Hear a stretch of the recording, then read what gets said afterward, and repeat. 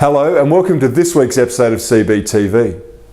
Kevin Rudd's illegal arrivals arrangement with Papua New Guinea is just that, an arrangement. It's not legally binding and PNG can pull out of the arrangement at any time. That's why this seems to be more of an electoral political fix rather than a serious policy fix. In 2008, Kevin Rudd dismantled a policy that worked, the Howard government's Pacific Solution. And this decision resulted in almost 50,000 illegal arrivals, more than 1,000 people losing their lives at sea and $10 billion in border protection blowouts. For the past 6 years, Labor have made excuses. They've bungled around and refused to take responsibility for the situation. And now that he's facing an election, Kevin Rudd is attempting to take a tough stance on illegal boat arrivals. But once again, for the PM and the Labor Party, the devil's in the detail. Labor talks tough, but they don't have the competence, the resolve or the record to be able to implement this arrangement. And for years, journalists and Labor politicians heavily criticised the Howard government for their approach to border protection. But now, when the Labor Party tries to appear tough, these same journalists and Labor politicians seem to have changed their tune.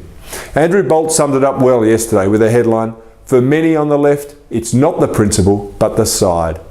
In 2010, human rights lawyer Julian Burnside criticised Tony Abbott and called the Pacific Solution un-Christian. Now he doesn't seem so critical. A recent tweet of his read, "Let's face it, the PNG arrangement is a shabby deal, but at least it might stop Scott Illegals Morrison becoming Immigration Minister." In 2008, Kevin Rudd's Immigration Minister Chris Evans took pride in abolishing the Pacific Solution because he thought it was unfair, inhumane, ineffective and wasteful. In 2013, Kevin Rudd's Immigration Minister Tony Burke supports the offshore processing arrangement.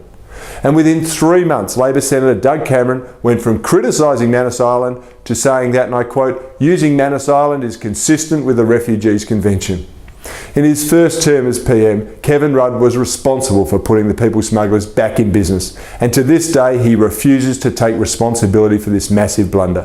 His attempt to stay in power is the only reason he's bothering to have a further look at this issue. It's a pre-election fix that doesn't address the long-term future security of our country. Because a country that loses control of its borders loses control of its destiny. I'm Cory Bernardi, and that's CBTV.